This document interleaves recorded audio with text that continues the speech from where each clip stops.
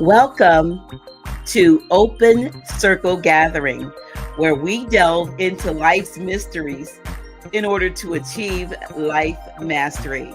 I'm your host, Dr. G, and I am so glad that you could tune in today. I'm so excited about this particular interview because my guest and I actually had an interview, I want to say 8 years ago today. So this is an anniversary of sorts, and you're going to be excited to hear the insight of my guest. Barbara Symons has been married to her husband Lyle for 46 years, and she's a mother of 3 wonderful sons, Ryan, Chris, and Keith. She's also a grandmother to 10 and a great-grandmother to 1. And she's been undoing her Christian fundamentalist upbringing for the past 25 years before, quote unquote, deconstruction was a term. She's written 2 books about her journey to recapture and foster the ability to critically think. And that's what a lot of us don't do, really. About outside of the control, the manipulation, and the abuse of the fundamentalist system. She has been learning to intuit as well and to find the inner guidance available to all. She has 2 books that are available on Amazon. One is Escaping Christianity, Finding Christ. And the other book, we'll talk about it when we get on Barbara. But she has 2 wonderful books, and she's a wonderful person. And I'm not going to belong or beleaguer this introduction because she needs no introduction. She's going to introduce herself when she begins to share her wisdom. Please help me welcome to Open Circle Gathering, Barbara Symons. Welcome, welcome, welcome, Barbara. How are you today? And I apologize. I'm glad that this is not the first time we met. How are you? Let me, I'm excited about today because, it's been a while. It's been actually, 8 years to the day. When you were on, when you were on Blog Talk, my Blog Talk show, when I was on High Frequency Radio Network. As a matter of fact, you had to you brought it to my attention, and actually, let me just share this for a minute. There we are, 8 years ago. You know what? It's really great to see how we have evolved. I think you and I have gotten younger. What do you think? I really do. At least yeah. If you look at us, that's us 8 years ago, and look at us now. Yeah.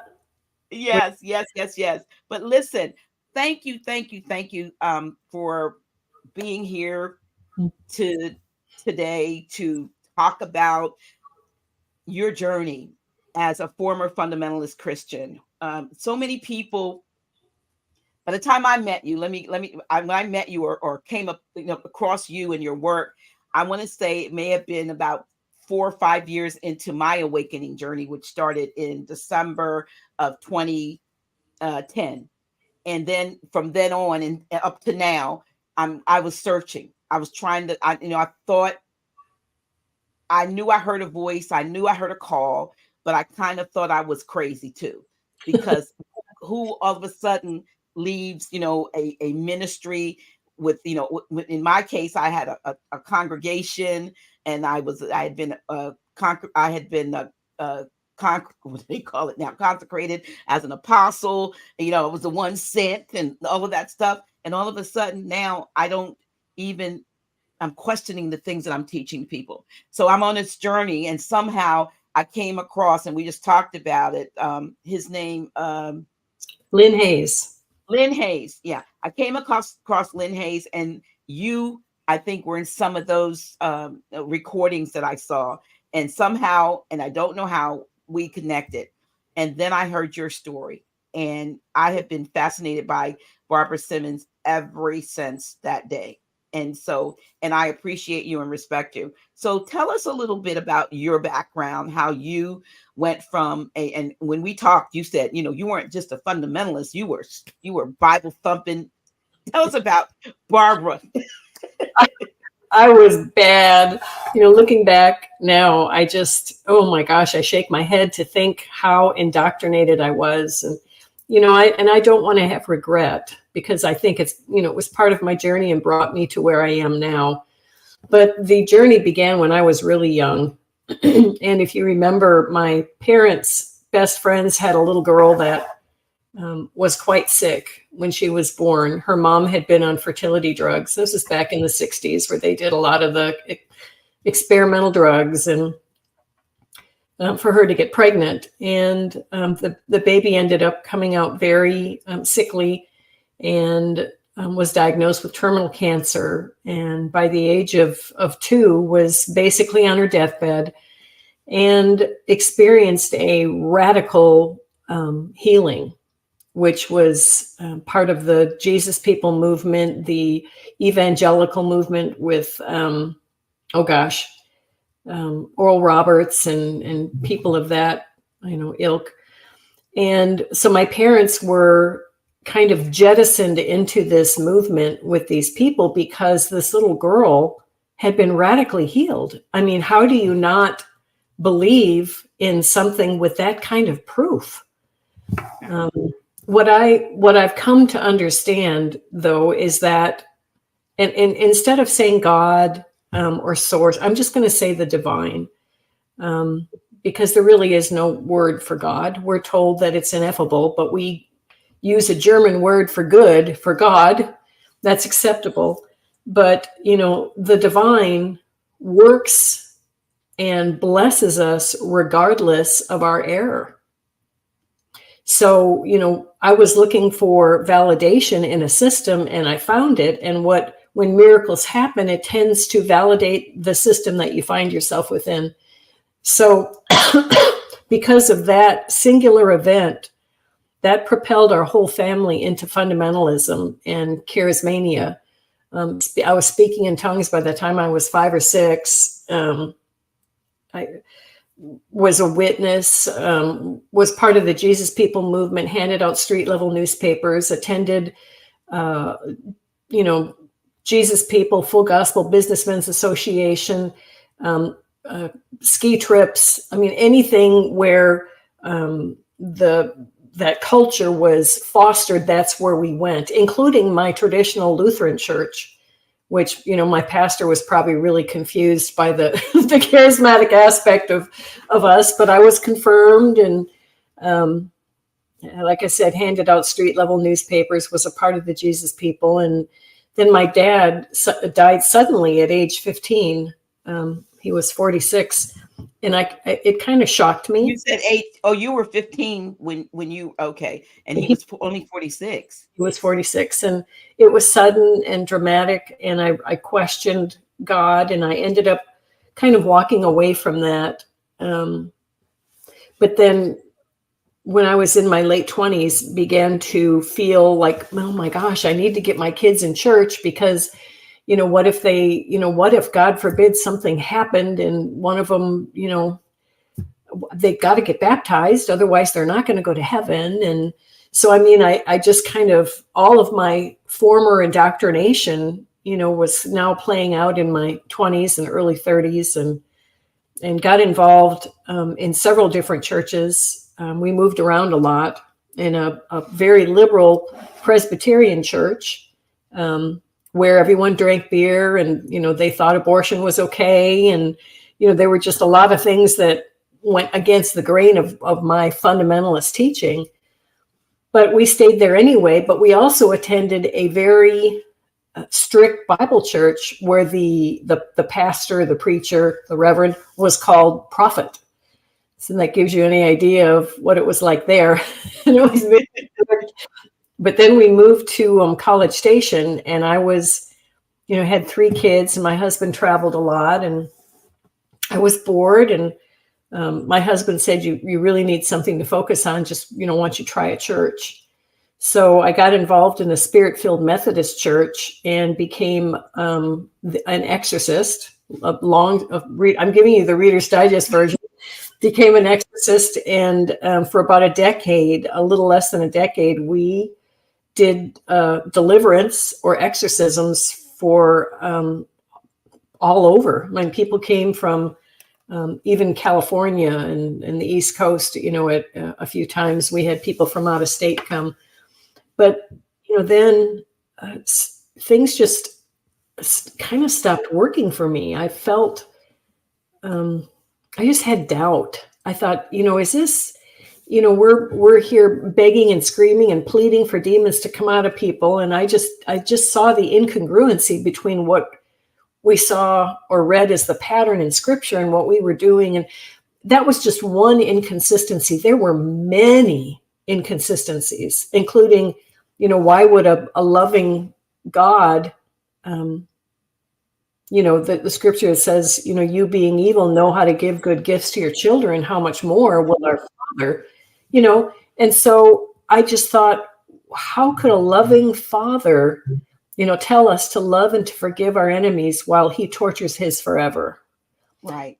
So there was a lot of, I began to question hell, and I began to speak openly about these things in church. And, that's not a real good idea if you want to stay, a part of things. It's true. That's true. Yeah. And so what I came to understand, and I really liked what you said about even doubting what, I doubt sometimes what I'm teaching today. I just have to flow with, the spirit or whatever it is that, comes out. But I think what's really important for teachers today is they have to adopt the new quote unquote wineskin. It has to be able to be flexible and to move with expansion and contraction. And so as new information is released to us, sometimes we have to let go of the old. Absolutely. And not hang on and pull something past its season of relevance. Because, if this is a migration, it is a journey, it is a place where we are continually adding to our repertoire of knowledge and understanding. And so some things need to fall by the wayside when we embrace something new. But I think at the end of the day, that we have to remain in a pioneer type mindset. We always have to look for more land to apprehend. And I think we also need to understand that our vision has been way too small. We were really confined within Christian fundamentalism. At least I was.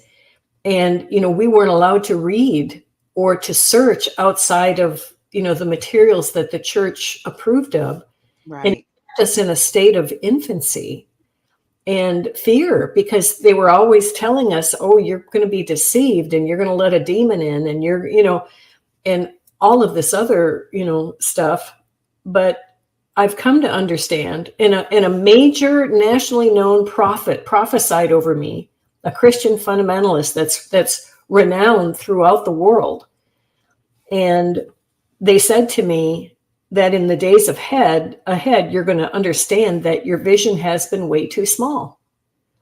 And so every time I think that I've, come up to a point and been able to peer out over the vista and say, wow, this is really great. Vista beyond there, we just keep on expanding. And if we, draw a line in concrete, then we're going to hem in our consciousness to a place that's restricted. We can pioneer and look into things, and if it doesn't resonate, well, that's a sign that maybe we're not supposed to go there yet, but it doesn't mean that it's wrong. Right. So as long as we can continue to be flexible and malleable, then we're going to keep growing. Well, from what I've noticed of late, I've seen more and more Christians becoming or adding in, if you will, when you talked about, how we have to be expansive, they've been adding in things like planetary, cosmic influences into their, they're kind of putting that cosmology thing in, but they're easing it in. But the realization is that, like you said, the knowledge as it comes, and we know this, it comes as you are now ready to receive it. So if you are, as they say, when the student is ready, the teacher appears. And so what this wave of, not, but some of us, because you go back to the 90s, you're awakening, right? 90s, I 2010 for me, and all in between and up until now, people are coming into this awareness that there's more. Right. Exactly. And so you're like an early pioneer. And the interesting thing I find about your transition is that you were I thought I was immersed, but you had so many experiences, I believe, and I don't know how you feel, because you were going to have to deal with people from all of those various, if you will, genres of religious thought, Christianity in all its forms. There's only one this, only one that. But when you look at it, you talked about being a fundamentalist. You talked about Lutheran. We talked about different, like okay. So we have all of these things coming at us, even competing within its own self, to say that there's only one way. That obviously there's more than one way. Yeah. You had to experience those things, because I'm pretty sure over these years you've dealt with people from all of those different belief systems. I sure have. My goodness. And the thing that's fascinating with this is, people say, well, you led people to freedom from demons. You watched, I saw shape-shifting happen in front of my eyes. I saw people's bone structures change in front of our eyes. We saw deaf ears open. We saw so many miracles. And, people say, well, how can you not believe, when you where are you today? How can you not be helping people and leading them through? And they say, certainly you can't say it doesn't exist. And, my answer to that is that in the sphere that they are operating within, the laws are the same, and it works for those inside the sphere. Which, kind of a rough way of putting it, but if I go into a football stadium, I behave differently than if I'm in a school or if I'm at work. I operate within the sphere of influence that is, with the team. I know where to sit. I know where the restrooms are. I know that I can't stand up and, scream in school, but I can in a stadium. So every atmosphere has its own rules. And so those within Christian fundamentalism and believing in that system, how they have defined, the deliverance ministry or whatever, it works for them. Mm-hmm. But there comes a time, and there came a time for me, when the root broke the pot, as my friend says. And my awareness and my consciousness began to shift so rapidly that I didn't fit in that system anymore. And it doesn't mean that they're wrong. Right. It only means that I didn't belong there anymore, that my experiences were going to begin to eclipse what was acceptable there. And I tried to get them to see the way that I was seeing. But, I describe it in my book, the buck that we captured within our hog pen. The hog pen, the hog trap wasn't meant for a beautiful buck. And the buck beat itself up trying to get out. And that's what I was doing in the church system, is I was getting beat up emotionally and mentally and even spiritually, because I was trying to force something on them when they were good where they were. Who did I think I was? I thought, well, I'm just going to, help everybody and lead everybody to freedom. And that's not going to happen. I needed to experience these things and to learn and to grow on the path. And I describe this, the path of transcendence is a path for one. It's like the Yes. birth canal. You can't bring anybody with you. Husbands and wives, oh, my husband's not on the same, you know, that's because it's your path is meant for one. Yes. It's not a bad thing that you may not be in agreement or whatever. We just need to tend to ourselves and drink from our own well and understand that everything is going to work out the way it should, as long as we're not in the ego where we think we know best, you And know? that's interesting that you say that, because I went through the same thing. Of course, you want everyone to know what you know, because you feel like, I found the key, the freedom that they need. But you're right, absolutely right. I now use the analogy of an alarm clock.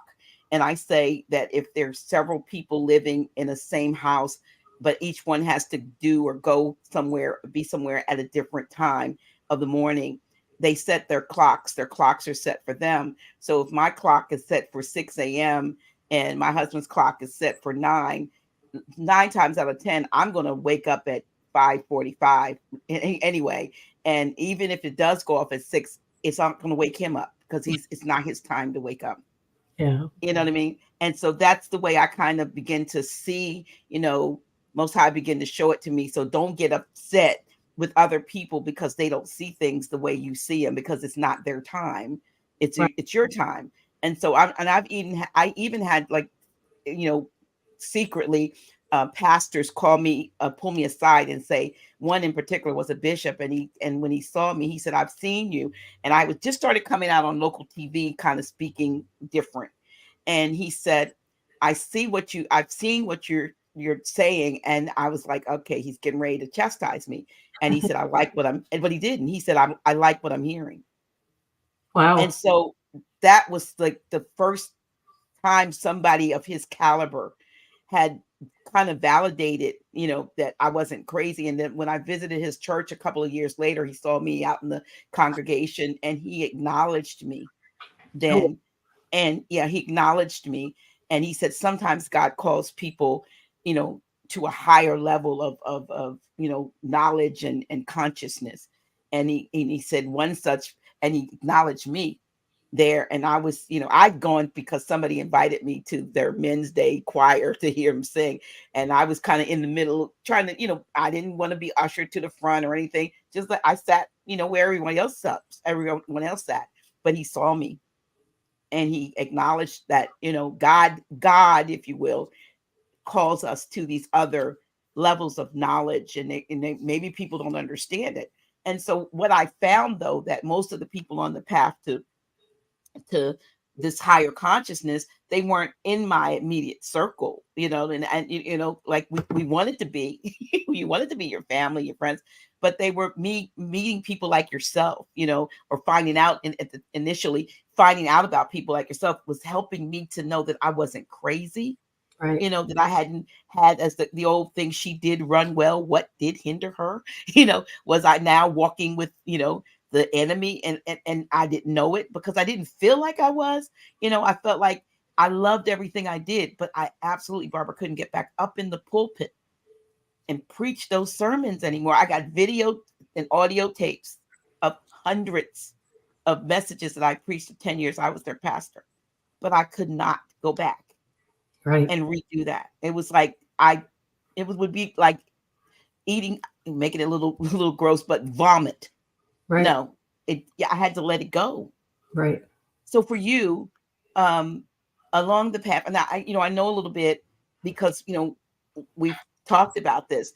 There are things, you've had some tragedies that have happened, right after. I don't know if you want to talk about it, but the one that comes to mind in particular is, what happened, with your son, and how, people sometimes become Christians, will find any little thing to say, see, you Right. know, if you weren't doing that, then God would have, you know. And how did you weather that? I mean, how did you stay strong yourself and with a tragedy of that magnitude? You know, it's easy now if someone looks at me and I can talk about it somewhat dispassionately. But that's not the way it was back I'm then. sure.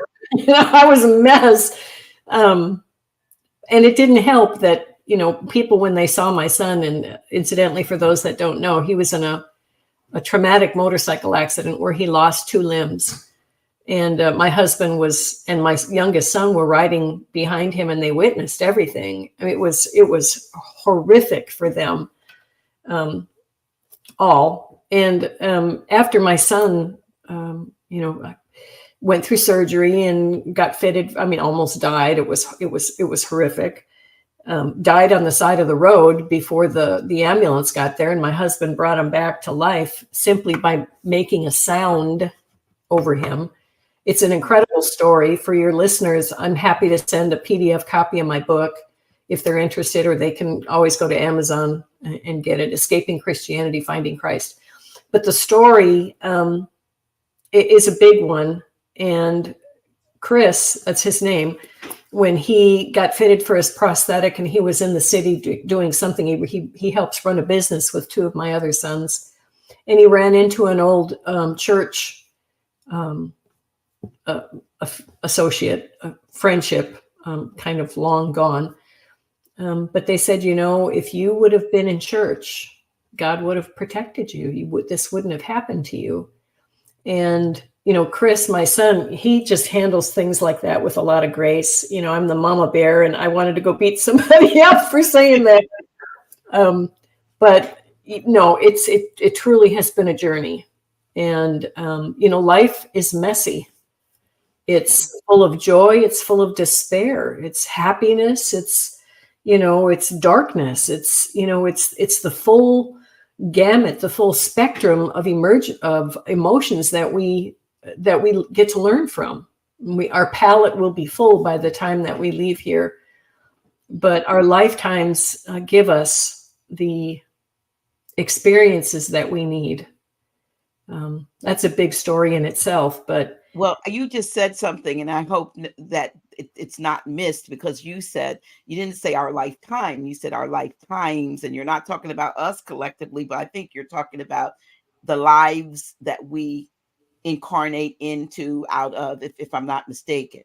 Of course. And, from what I understand, and I've not done a lot of reading on this, but I know that in the age where the Christian idea of things was being fostered, there were a lot of edits that took out information on, what we would call reincarnation.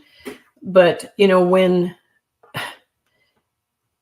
when Jesus was speaking about John the Baptist, he said, among those born of women has arisen none greater than John the Baptist. And for those that can receive it, he, John the Baptist, is Elijah. And we kind of gloss over that and make excuses. And because our little sphere of influence doesn't allow us, because, that's New Age or whatever. But, no, our vision's been way too small.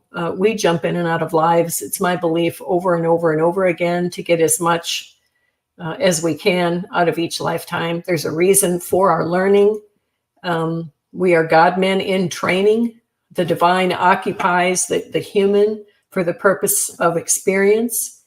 And learning what the process is for creating in a material world. The divine is not material unless it's within a material helpmate. The divine is we're told, spirit, breath. But it wanted an experience in the material world.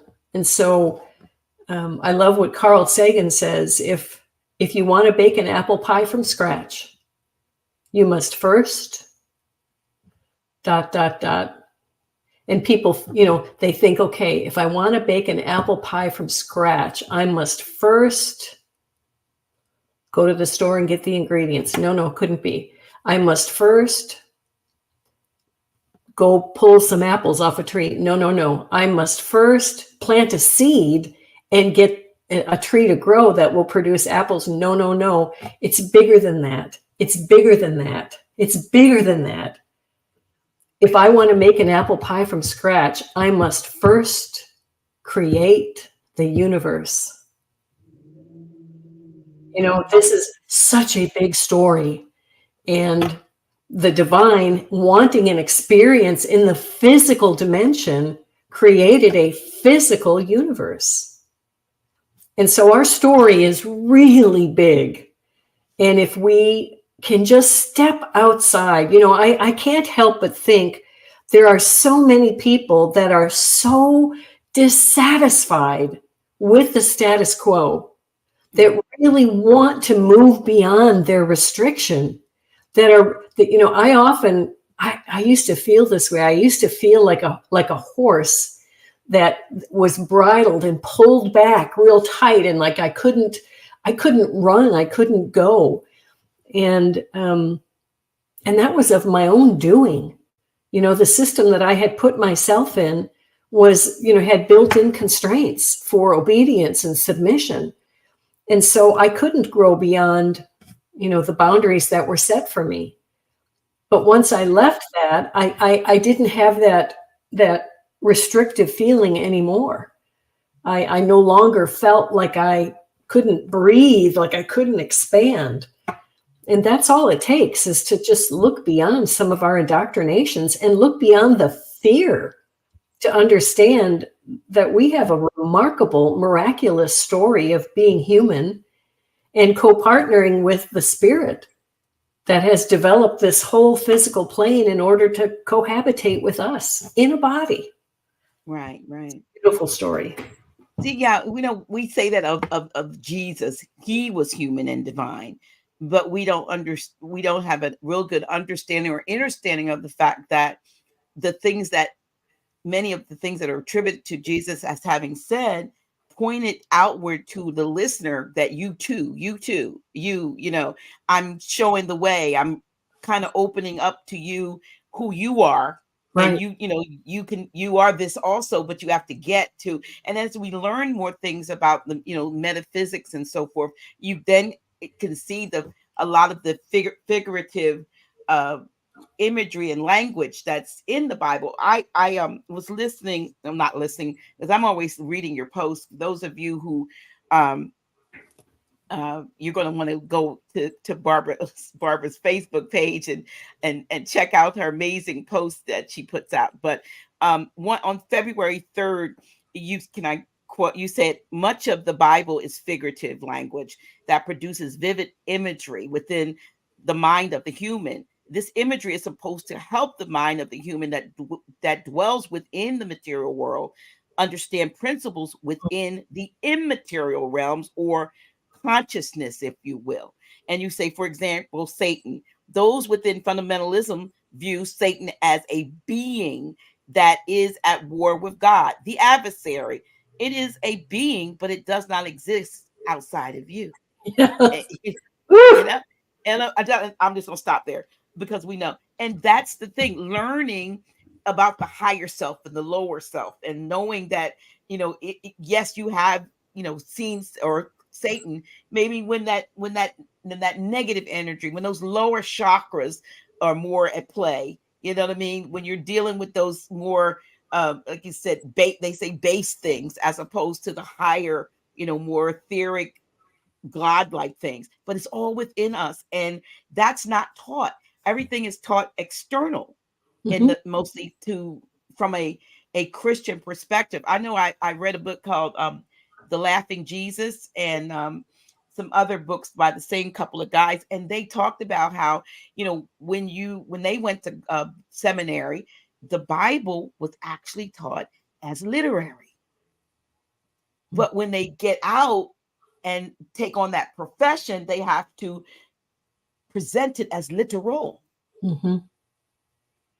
It's crazy. Then, yeah. I had a mentor. It's the same person that I told you prophesied over me and told me that my vision was way too small. She is still within Christian fundamentalism. And when she was reading some of my stuff back in, it was 2012, she had come over to visit. She was in town and asked if she could come by, and she spent the night. And she, I think she really wanted to kind of confront what I was talking about. And she said, Barbara, you can't tell me there's no hell, because I've been there. You can't tell me there's no Satan, because I have stood toe to toe with him. And I said to her, these things, concepts, will appear externally as long as you need them to. And it's how the human learns. We learn through the intellect.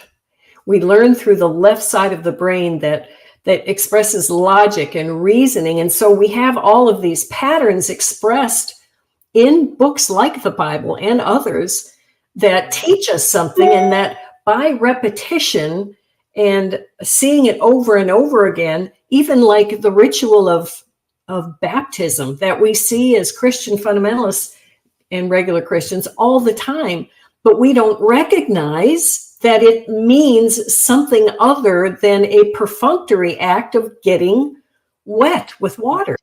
It's supposed to awaken something very deep and intrinsic in us that has been sleeping for millennia.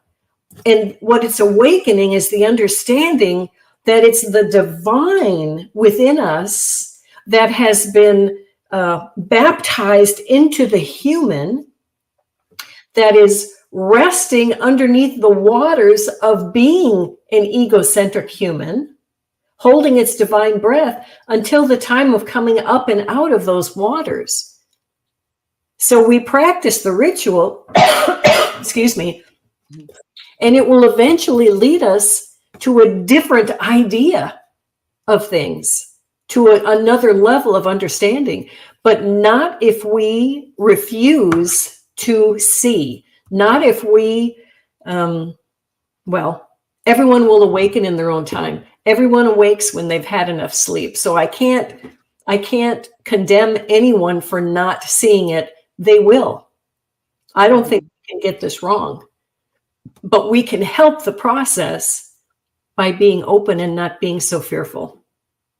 Getting rid of fear opens up a whole new vista for us. Right. Not so fearful of a devil and of a hell and condemnation and ostracization and all those fun things. But it's worth it. We lately, I've seen a lot of programs where people actually have had NDEs, and they're talking about their experiences of what they experienced or what they saw, and some come back with it was beautiful, and of course some come back and say they went to hell. However, my sister had an NDE, and a lot of the family didn't know about it, but she shared it with me, that what happened I guess in the late 70s in California, because she was living in El Segundo. And she told me about the experience and her tangible evidence when she came back. When she had a choice, she said, and there were some other things, I'm just making it short. She absolutely had no she never wore a watch again. She was like highly like electromagnetic. She was electric to the point where she shorted out watches, car batteries, appliance, anything that was electronic that she got near, she could affect it. And she told me, she said, sis, she said, I feel like I could leave my body now at any time. And I asked her, the experience, and she told me about when she decided to come back, what she experienced. And she said she was coming down in this different colors and different tones, and it was different realms. But she said coming back into my body, she said, was like taking a tomato, putting it on the top of a ketchup bottle and squishing it in that way. She said, I feel like I am just not, I don't fit anymore because I've been in the expanse. Mm-hmm. Wow. Fast forward about 6 years ago. No, when did I have the surgery? 6 years ago, she had an aneurysm, and she was in a coma for, I want to say, almost a year on life support and different things. And they finally moved her from the hospital into a nursing home where she is to this day. She's 5 years younger than me. And I wondered, I'm happy she's still here, but she's semi, she sees you and she moves her eyes, she smiles, and when she sees you, but My sister was a vibrant businesswoman with a lot, woman with a lot of degrees. She was, when she worked for El Segundo, and she was at Hughes Aircraft in El Segundo. She worked for Hughes Aircraft, and then she became, she had like 2 or 3 different degrees. She went to like MIT and all this stuff.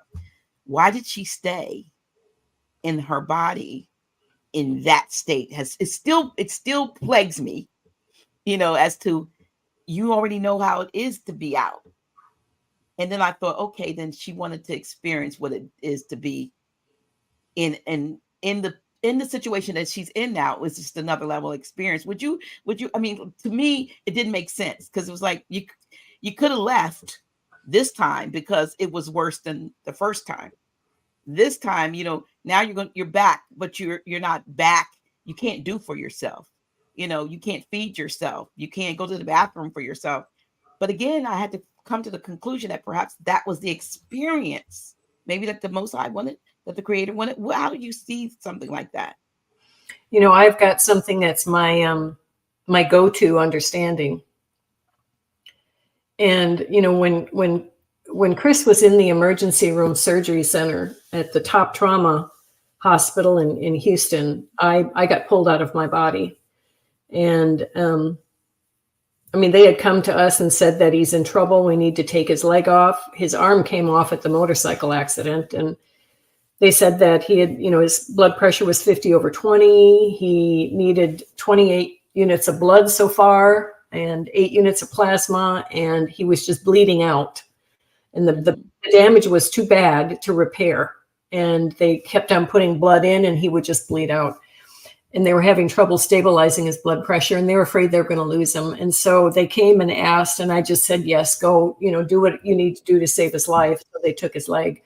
But while waiting in the hospital, I was outwardly calm, but inwardly hysterical, because I thought, how is he going to be able to learn to walk with a prosthetic leg if he doesn't have a left arm to hold the crutch? He was missing his left leg, and I was just racing way far ahead in things, but hysterical.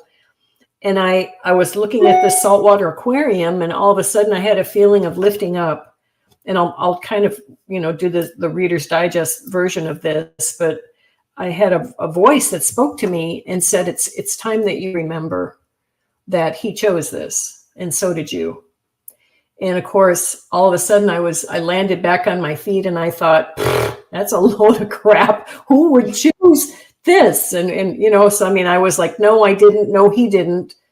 But the voice continued. It was like something was established when I was out of my body, and when I was back in my body, the stream of information was still flowing to me, and it said that you're not understanding. You're looking at this as a human. You're looking at it as a human chose this, but you chose this before you incarnated. He chose this before he became physical. And it went, and I thought, well, why? And then again, it told me that my logic was flawed, because I was thinking that as a being prior to incarnating, that they were somehow still human. And the way that they explained it to me was that before you incarnate, you are not in the material world eating from the tree that knows and discerns between good and evil. I had to completely do away with that and understand that they told me there is no suffering in vain, that all has value. And, I thought, okay, so we're not human. So we don't make decisions based on pleasure or pain, or right or wrong, or culturally good and evil. We just understand that something is going to cultivate and bring something to us that we wanted. And people often, criticize and say, well, you're blaming the victim. And I'm like, how can I be blaming the victim if they were not humans when they chose it? Yeah. And so that's my whenever I see something, and we just had incredible trauma last year. And how can I look at that and say, well, he chose that? And yet I know in my heart of hearts that, and what I've learned, the voice continued, and it went on to say that it wanted me, that what I had signed up for was to bridge the gap. And I didn't understand what that meant, but I grew to understand that bridging the gap is this place in consciousness that is impenetrable by human thought. It's to connect into another dimension. It's to understand our portion here and why we're here, who we are and why we're here and where we're going. That I was to bridge the gap in understanding. And so I came to understand that, and I'll say this fast, but we create reality. I bought a coffee cup last night that says, the best way to predict the future is to create it. So we create reality by this: focused thought and emotion. And heretofore, we have been creating this reality unbeknownst to us, that whatever we focus on and emote toward, we create. And we don't understand it. We're continually like a puppet and a puppeteer. Our strings are pulled that make us focus on this bad thing or that bad thing or this horrible thing or that horrible thing. And we don't realize that we're releasing a vibration from our body that is attracting those same circumstances back to us. And it's like the Ouroboros. It's swallowing the tail. It's a dog chasing its tail. It's doing the same thing over and over again and expecting a different result.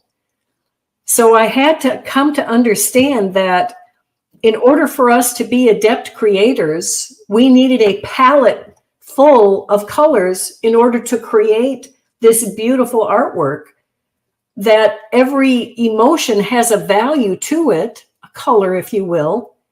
And if we want to create a masterpiece, then we can't just have one color. So we sign up for a variety of things for us to experience, because each and every emotion carries a frequency that is necessary and useful when we go to tap into that palette. So we want these experiences. We need these experiences in order to be well-rounded. The example that I can give you is when Jesus raised Lazarus from the dead, he did not do it with joy. He was a person, a Melchizedek priest that was chosen from among men, who was familiar with suffering and affliction. And what he called upon was grief, because he was familiar with it in some form in his earth history. So that when he called Lazarus forth, it was with a very deep groan. And he said this: Father, source, progenitor, the divine, I'm going to say this out loud now in front of all of these people here, so that they understand what just took place between you and I. Father, you hear me. You always hear me. Lazarus, come forth.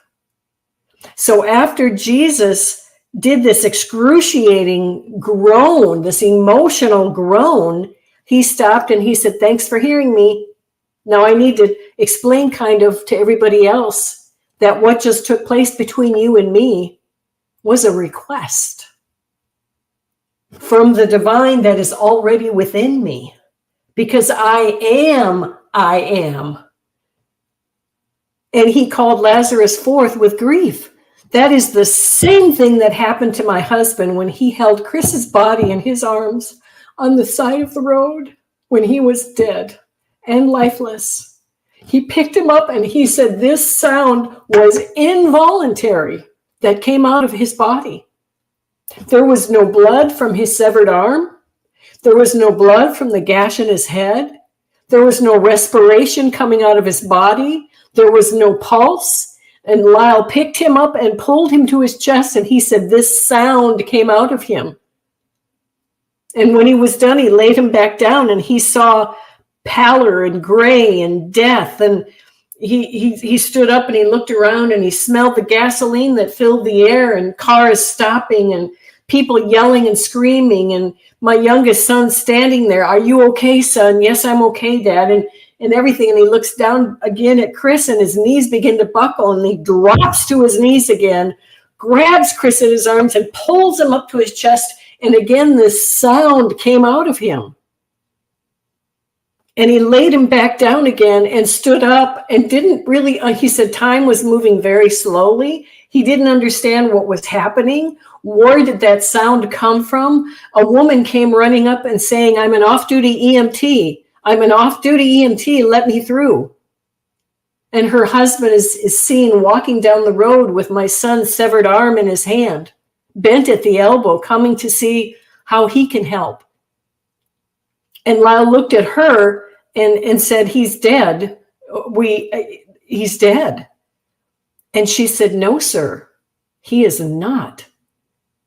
And Lyle turned to look down at Chris, whose name is Christian, by the way. And blood was beginning to pump and pulse out of his arm, and he was beginning to writhe in pain. So Chris came back, having been given a choice. And he chose to come back because he had things to experience yet. But my point here is it was not done with joy. Our emotions carry an incredible wallop of frequency. And if we could just see that and get a handle on those emotions that come out of our body. You know, someone was saying the other day about all the sex trafficking and you know, these you know, people are, you know, need to be brought to justice and you know, I can't. And I was like, you know, what we have to retrain ourselves is to feel what it feels like when they are caught, to feel what it feels like when justice occurs. That's how the world is going to change, when the conscious co-creators of reality awaken and recognize that they are God incarnate in a physical body, partnering with the divine. That's what Emmanuel means, God with man. Joy to the world. The Lord has come. Let the earth receive her king. That is the divine coming into and being married, being impregnated with this being that is both God and man. It's a cooperative effort. And we're learning to create with our thought and our emotion. I want to go back a little bit when you were talking about how we create, and based on the input, if you will, it could be media and the new, whatever things that we focus on, we begin to take on that energy and we create, in a sense, and I don't know whether you agree with me, but I feel like in a sense we're doing the work of others when we don't recognize that some of this is being, you know, lobbed at us for the purpose of doing that. So if you want to create your own reality, what I think I heard you say was that instead of dealing with the pain and the, you know, the all of the anger that we could feel for certain things, let's focus on what the opposite of that is. Like you said, when you talked about that, when they're caught, when we're all living together harmoniously as one, focus on that so that we can attract that outcome as opposed to all of the negativity that's being put before us in order for us to co-create what we really don't want, but inadvertently we are creating it, making it happen. Is that what you're saying? Exactly. And it, you know, the powers that be, and there are, you know, according to, if I want to use scripture as a guide, and I use it a lot because I understand the mystical application of it, not literal, but when the master goes away from the vineyard and lets out the vineyard to other vine keepers, it says that they beat the servants. So we know that there are other powers here, but there is no power given them except what is given them. They can only do what they have been given to do, which is to resist the seed and the growing of the seed. It's like a womb, yes, it's nourished. The baby is nourished and it gets, plasma and blood and nutrients and everything inside the womb. But there comes a time when the womb becomes restrictive. And so the reason that we are being restricted and pressed all around is to awaken and to push our way out of restriction through the narrow way, so that the waters that once gave us life get squished out of our lungs and we begin to breathe differently. We begin to see differently. That's what's happening to us as we go through this narrow way. We're not going to be living and understanding the way that we used to. Being children, being blown by every wind that comes. Yeah. We are given the charge, and this is what I believe the cross is the symbol of. It is when our horizontal life of living as an egocentric human begins to submit to the vertical way of living, which is to be in contact with the divine. And the pattern is that Jesus only did what he heard and saw because he was a servant to the divine. His physical form, his mind, his body, his mental, everything was a servant to the divine. Right now, our ego is master of the body. And so we are going through this death process where we begin, like in the Garden of Gethsemane, and we sweat those drops of human blood and say, nevertheless, not my will, but thy will. So we begin to take on the thinking that comes from an elevated view, unobstructed by the ego. The ego is a servant. It's the mechanism that helps guide the physical human through a physical earthly dimension. But there comes a time where it says, aha, I get it. I get it. Whatever I think, whatever I focus on, that's what I create. So now it's time for me to wake up and to think on things that I want and to focus my emotions on those very things, and I will see it come to pass. That's where we are. That's where we're going. And that's where we need to get collectively, because it seems to me that more and more things now more than ever, I'm able to say, I see what's going on with that. So I'm going to take my attention away from that. I'm going to take my focus away from that, because that's something they're trying to suck me in to be a part of that creation. And I'm not going to do that. And there's a time, and I alluded to it earlier, but my grandson committed suicide last March. Took me out at the knees. There is a time for grief. Weeping may endure for the night. So there's a time. It's not that we're not human. Yes. It's just that there's a time appointed for these things. And we have to stop. Once we have that time to heal and to grieve, then we have to resume our period of understanding and say, okay, now how do I handle this? Does it mean I will never cry over it? No, look at me. It doesn't mean that, but it means that I know that whatever I focus on, I will create more circumstances of that frequency. So I must move on. It's a journey. I must move on. And yet these things, as horrendous and as horrible as they are, they're still our teachers. Yes. Know that grief, if Jesus used grief to raise Lazarus from the dead, that there is an ultimate purpose for us feeling that same frequency. Because at the end of the day, Mary, Martha, Lazarus, Jesus in the story, it's all us.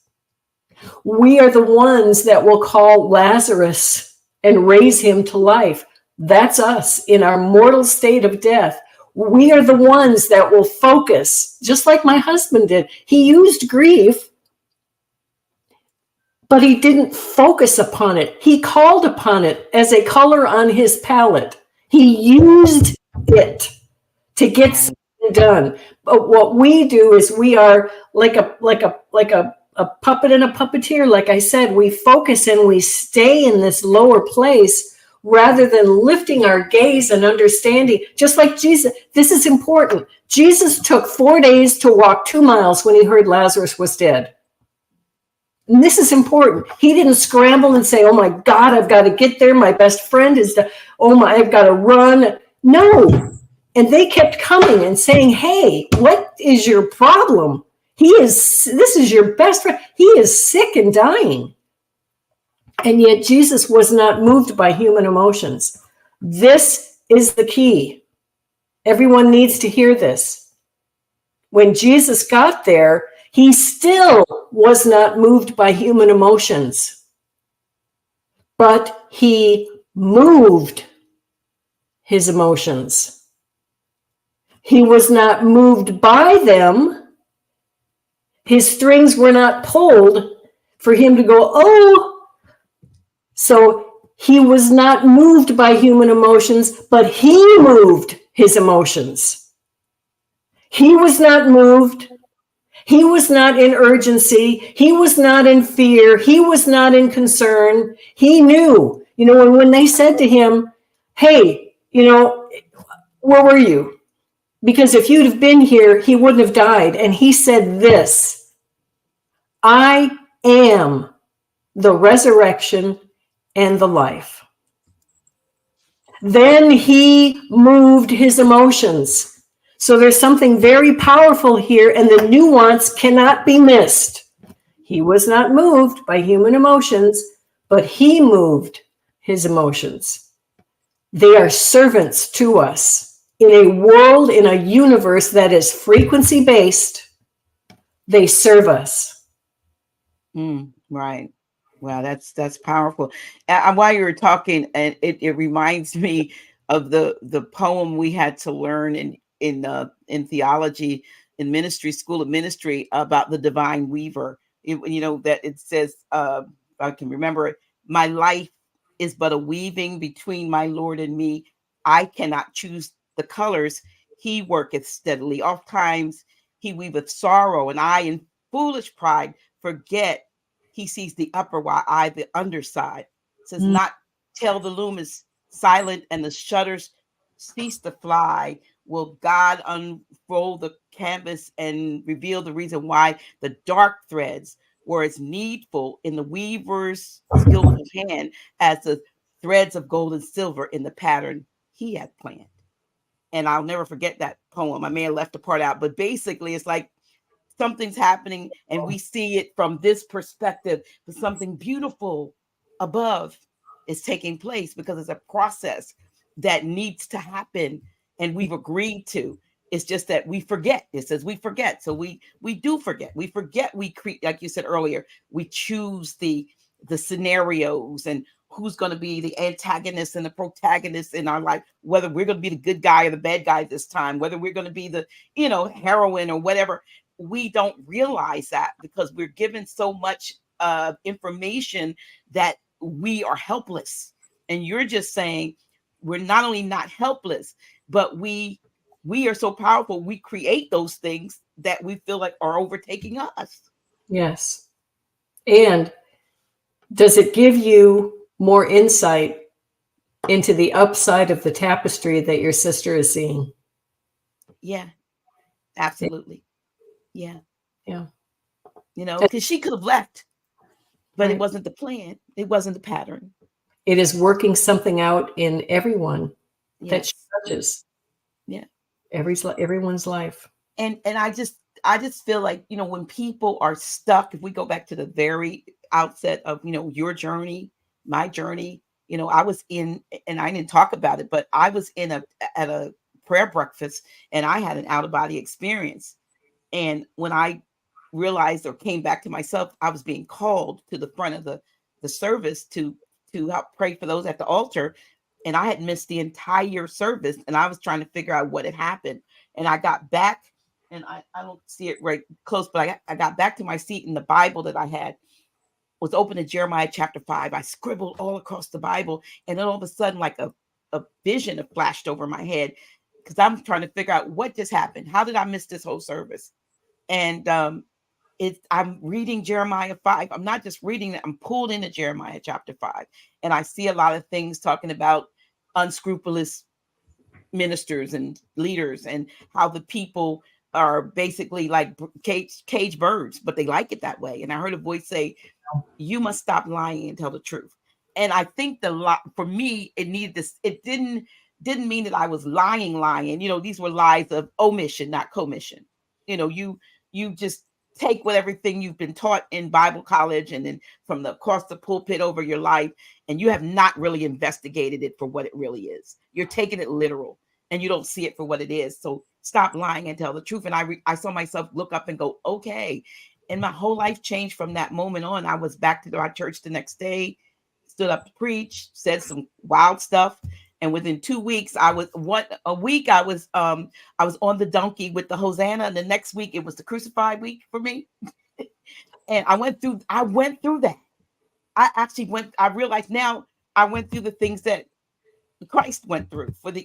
In order to get that anointing, you had to go through that thing. And then they left me, they abandoned me, so to speak, but not really, because they had to go, because I wouldn't be where I am today. Mm-hmm. If I was still holding on, allow myself to be, like you talk, constricted in that, the expansion that come, and I didn't realize it. I had a broken heart. I prayed for these people. I married some of these people. It wasn't about that. And then I realized the vastness of what else was there. Still didn't mean I wasn't fearful sometimes, Barbara. You know what I mean? Like, what am I doing? Because this is new. But I felt like I couldn't turn back.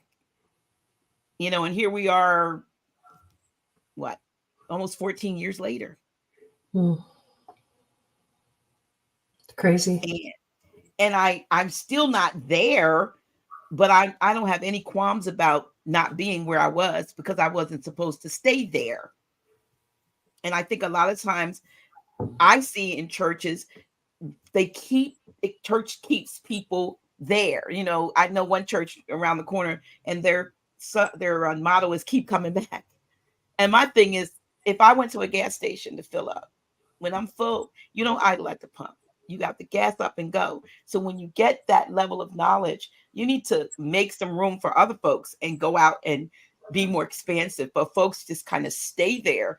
And it's sort of like that we always use in the world, but not of it. And they literally don't know the people outside of their circles, except they robotically, if you have to work with other people, but you're not there. There's them and us. And that's not what I think we came here to experience. I think we need to see the fact that we're all one. Right. And I think you and your work that you are doing, have done and are doing, is giving people like myself the push that we need to keep going, because it makes such profound sense when you see it in print and you see it written down there and you go, you know what? And yeah, that does make sense. And that does feel right.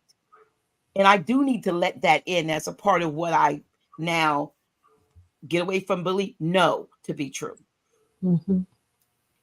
Agreed. And so nobody knows, like I said, I knew last year that you had lost your grandson. I didn't know the circumstances, but again, you've gone on in spite of, and still in spite of your pain. Like I said, you're not, to the point where you don't feel it, but you realize that you can't stay or dwell in those emotions, because it only brings more. Right. That's exactly right. And so people who don't get it, we now have that empathy. We realize they're not at the level that they're at the point where they're supposed to. Right. Well, you hit upon something. What family is going to not want their children to grow up, are going to want them to stay in the house through college, is going to want them to go ahead and get married, but don't leave the house, go ahead and have kids, but stay in the house. go ahead and get into your 40s and 50s, but don't leave us. Don't leave us. Yeah. Oh, that's dysfunctional. And that's what the church does. It does. Simply put, that's what the church does. And it's because it's a business. If we go back to, Council of Nicaea, and all that they don't really teach you about in church. And the fact that, you had Emperor Constantine deciding which books and would be, canonized and which they would discard. And most of what was discarded was, and the fact that it came from other sources, that people kind of really have this idea that these 12 disciples or apostles, whoever were walking around with Jesus, and somebody was, taking down every word that was, every action, every deed, and then it was all they just put, okay, this was the book that John did, and this is the book that Peter, and this is Peter's second book, and they don't realize that it was maybe 300 plus years later of what alleged time when he walked the earth that they were putting these books together, and they were using things that came from lots of sources and taking out anything that would give the semblance of freedom or divinity in that of the reader or the hearer, because most of the time it was being heard, like with the scripture in Malachi, the Son of God shall arise with healing in his wings. People have a vision of Jesus on coming flying in, healing people. And I have a picture of myself sitting at the beach watching the sunrise over the horizon, and there I see the wings coming out from the sun. That's the sun that heals. It was S-U-N. But when you heard it, we've been talking about Jesus, the Son of God. Well, metaphysically or metaphorically, the Son is the Son of God. The Son heals. The Son I don't know what they're doing with the Son of late, but the Son that was being spoken of, it says in the book S-U-N clearly, Son. But the visual and the fact that most folks won't read, they want to be preached to. They can get whatever story the preacher, evangelist, pastor, apostle can paint for them picture. Because I painted a lot of stories with not preached. I've listened to them. I'm like, you pretty good girl. But I'm saying, what did it really mean?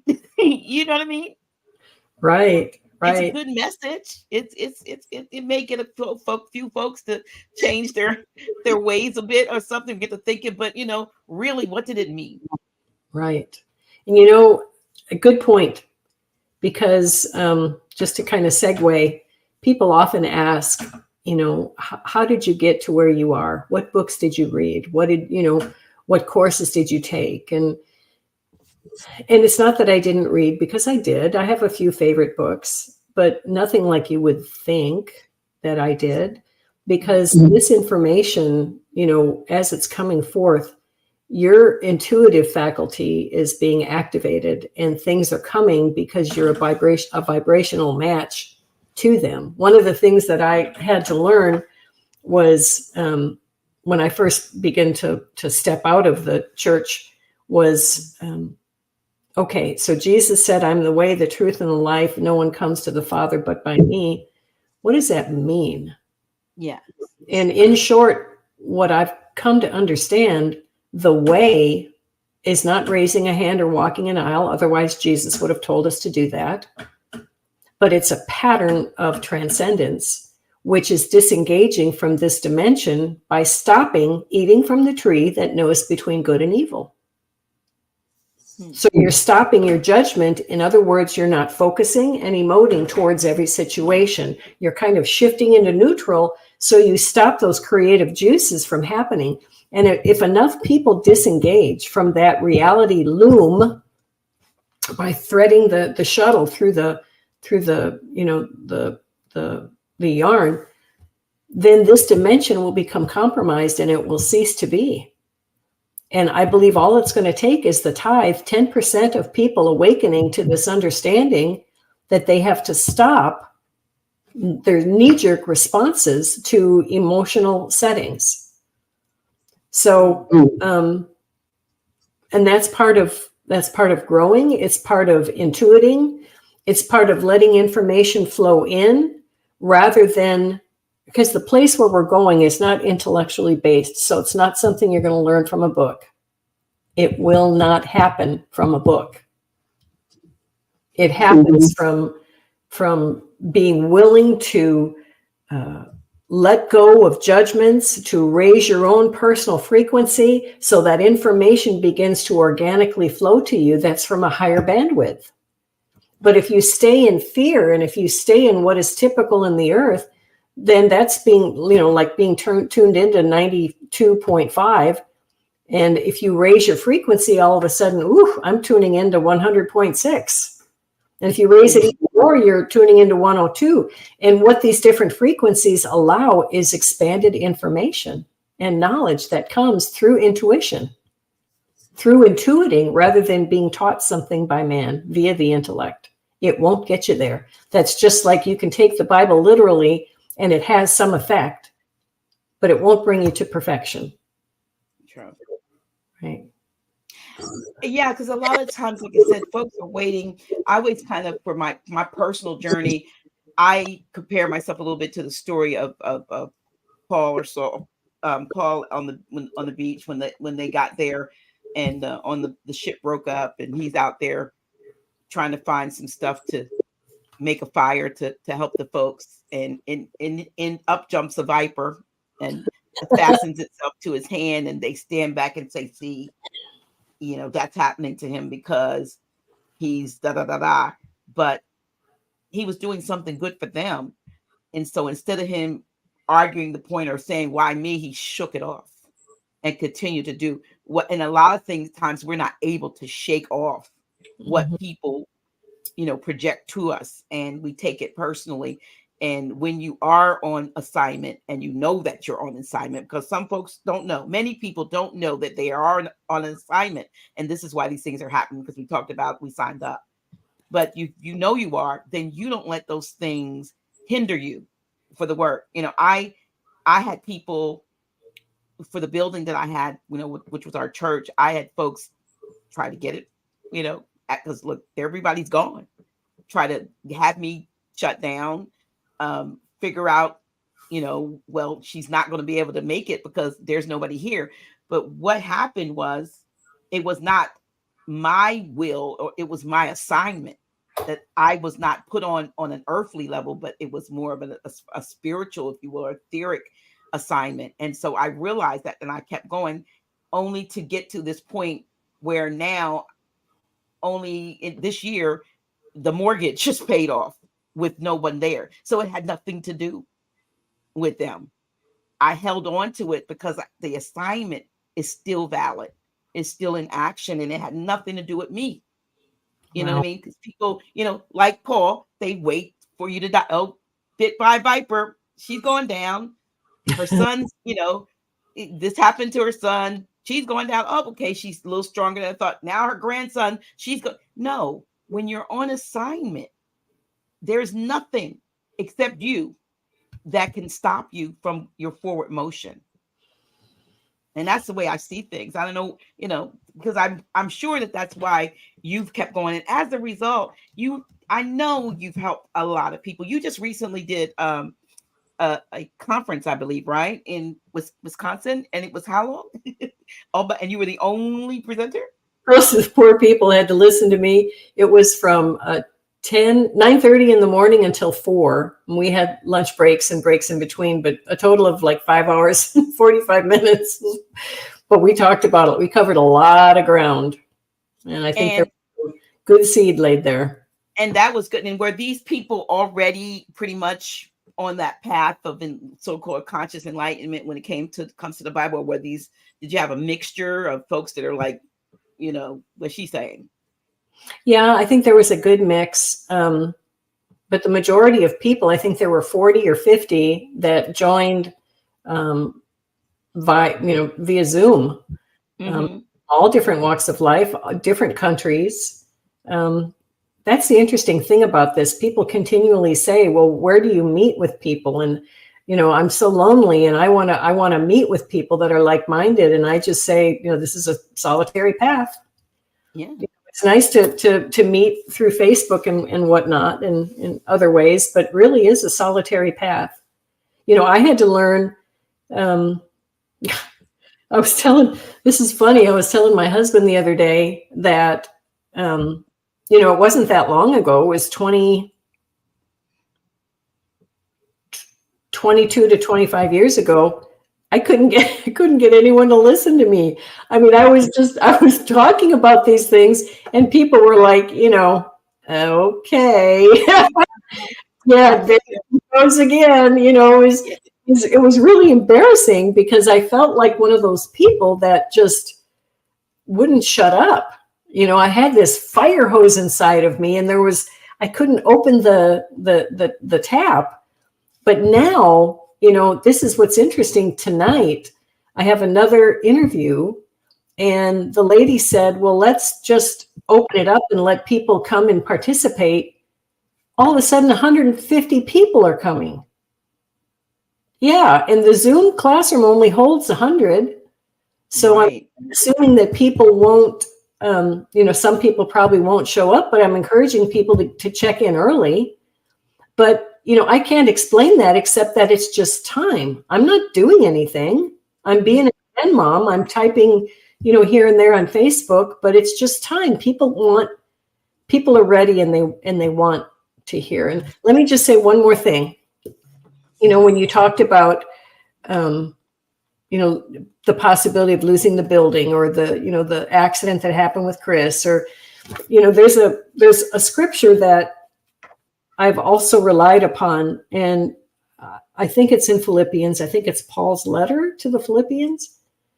But he says this, that there is a lack of suffering and affliction in the body of Christ that must be filled up in my body.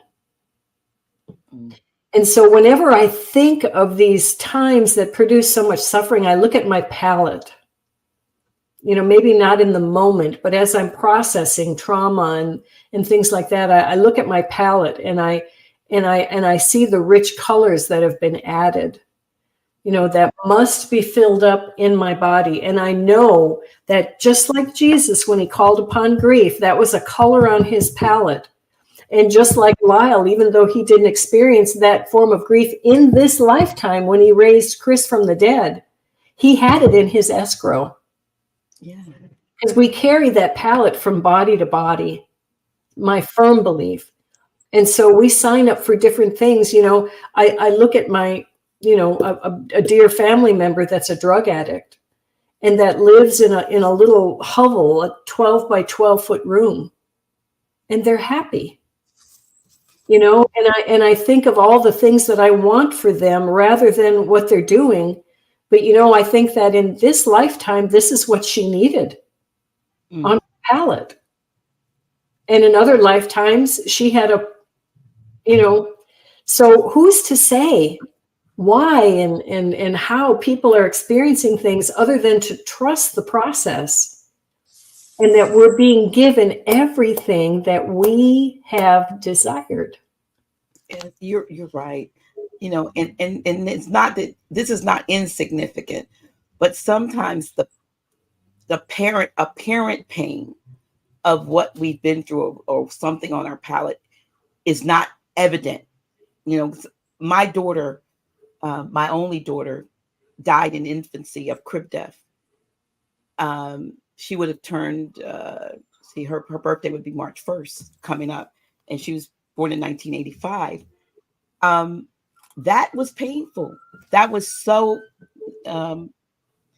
painful. But I realized afterwards, I started meeting women that were also experiencing at the time, around the same time, crib death. They've lost their children. And I had to learn to be strong so that I could help minister to them.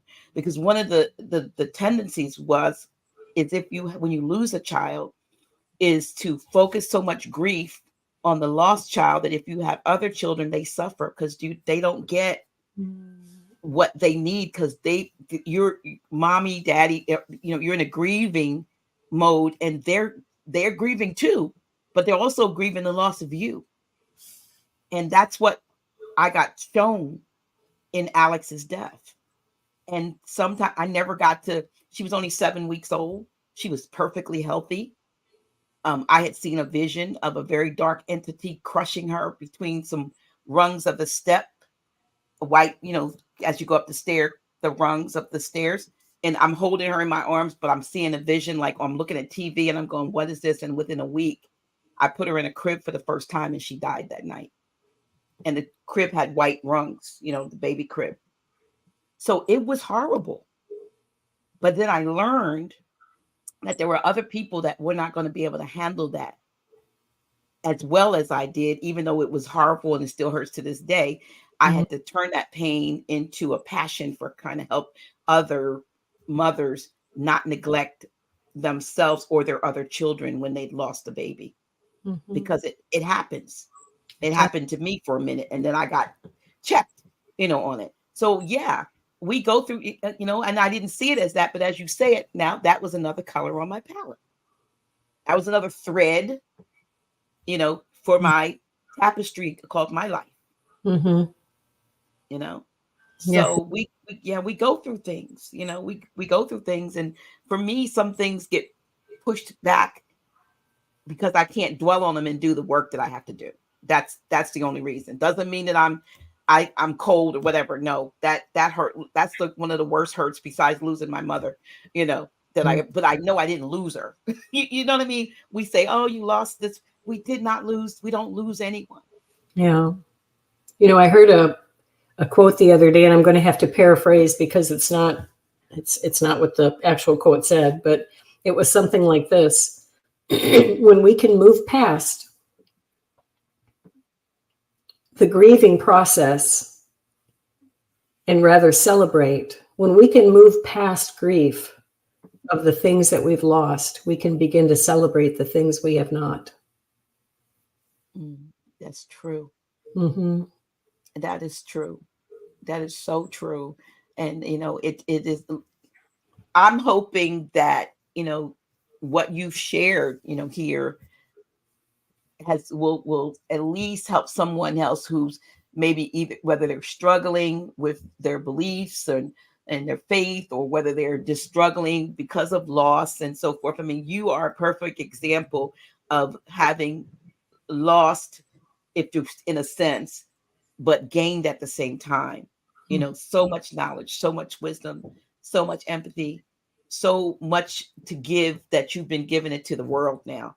But you had to experience those things in order to have anything to get. You allowed yourself to get full up with those things so that you could pour out the empathy and even the inner, I want to call it understanding of why these things happen. People can take the blame off of themselves. And when we see this as, I say it's a movie, it's a production, a play, and we have different, segments that come through episodes, but it's not until we get back, back home every now and then we get to replay and go, you know what, I could have played that role a little bit differently, but hey, I made it back. You know what I mean? When we can see the humor or the lightheartedness in life and not allow those energies that we know have come to entrap us and to get us into a place of creating that which we don't even want to see. When we could do that, we're moving closer. And I want you to come back, and especially because I want you to talk about the great year, since we're not, it's not like the great year is going to be up like at the end of 2024 or something. It's something that we need to know about so we can kind of know how to flow in that, because I am so fascinated by that. And I have put your Facebook link here because I know you have something I thought that was interesting on your Facebook page where people to send you a text or a message, because why is it that you want to be linked to? Do you do that for all the followers? Do you vet them all to make sure they're not just on there to be hecklers or what? I'm pretty restrictive. Yeah. But it's open. It's a public page and anyone can follow. But I have a very healthy blocked list because I am not down for drama. Right. There are people that their role is to produce drama and conflict. And it's my role to practice good self-care. Yeah. Not only for myself, but for others there. I had a person yesterday swear, I mean, she, at one of my sweetest friends that I personally know, excuse me. And I just thought, well, there you go. You're blocked. So I'm selective. But if I go to a page and there's nothing but rhetoric on there, someone's page, I usually pass by because I don't think it'll be profitable for them.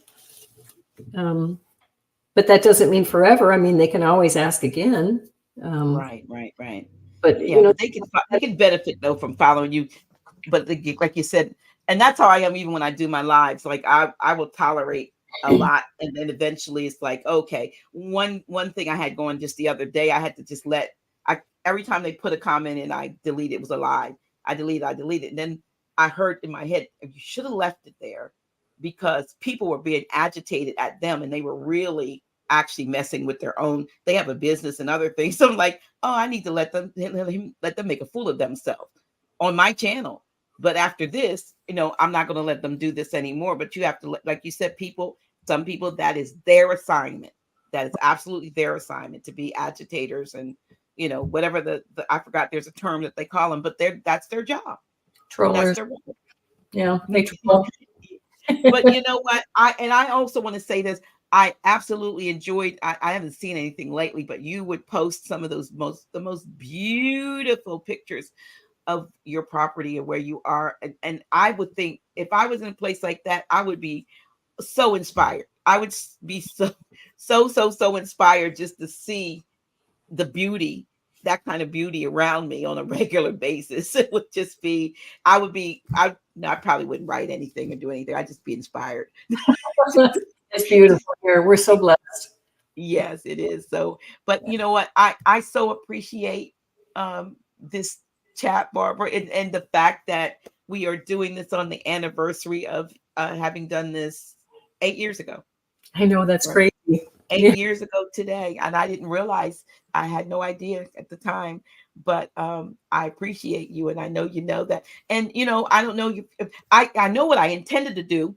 I intended to have my crystal necklace on that you made for me. That piece, it's so beautiful. I have it, and because I was late, I wasn't ready, but I still have that piece. And I don't know if you're still doing that, but you're very artistic, a little bit. Okay, I'm not going to put it out there because people might try to come in. And but I don't know. I don't know. I'll give you the floor to give the last words, and appreciate you for being here. I'm going to look at my notes here really quick. I think I covered everything that I wanted to. Oh, we kind of started out by saying that there's a shift. Yes. And I noticed the other day driving by one of the most restrictive, religious, literal Southern Baptist churches in our city, and they have a sign out front. And the sign said, "Praise the Lord." And see, that is really kind of a charismatic thing when we always used to say, "Praise God, praise the Lord." And the Baptists would always kind of look at us like, what are they, raising their hands and worship and all this? But just to see that, I thought things are moving, are starting to shift and change. And, you're a forerunner. And, what forerunning means is you get to trip over the rocks and take those low lying branches to the face, and you get to run the course first. And it's an honor to be on this course with you as we navigate and find our way through these unusual, wonderful, and sometimes precarious places in consciousness. Absolutely. And you know what? Just one other thing I want to add. About a year and a half ago, I ran into a Baptist pastor that I know, and he greeted me by saying, "Woman of God," and I thought, "Oops, he didn't get the memo," because normally, that's he doesn't know where it had been for the past couple of years. And he said to me, I told him that I was no longer a pastor, and that matter of fact, I'd just come back. So this was like 2019, 2020. I had just come back from taking a re-up of my Reiki. And I said, I'm a Reiki practitioner. And to which he responded, "Oh, I've taken Reiki too. I'm Reiki level 1." And I said, "Oh my goodness, he's laying Reiki hands." That's awesome. Yeah, I mean, I thought I doubt very seriously that he made it public to, knowledge to his congregation, but he told me he had Reiki level 1 training, and I thought, oh, okay. That's awesome. Yeah, so things are changing. You're so right. You're so right. Barbara, thank you. Thank you so much. And I have enjoyed this talk, this chat, and Me too. I'm sure everybody else listening also is enjoying, and those who will see it will enjoy it, and hopefully they'll at least go to your Facebook page and see some of the great knowledge, and not only that, get your books. Your books are amazing. And so I know you mentioned something about PDFs, but is that on your page at your Facebook, that knowledge, or is that something they would need to? They just send me a message on Messenger, and I send it just through Messenger. I'm happy to. So the books are always free, and if they want a hard copy, they can go to Amazon and grab one there. Okay. Well, listen, I'm going to thank you, and I'm excited and honored that you chose to spend a little time here with, I would call me an old friend, colleague. we're on the path together, and I really, really, really, really do appreciate this time. Thank you so much. Thank you. Thank you.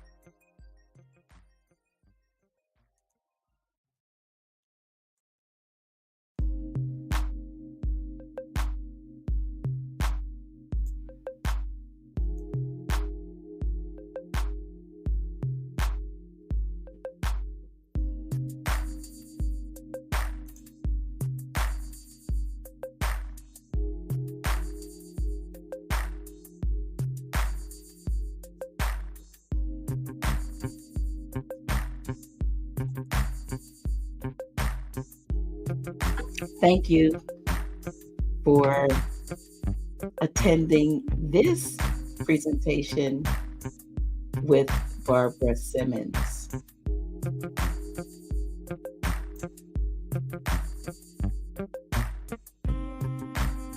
Open Circle Gathering, where we delve into life's mysteries in order to attain life mastery. Thank you so much. See you next time.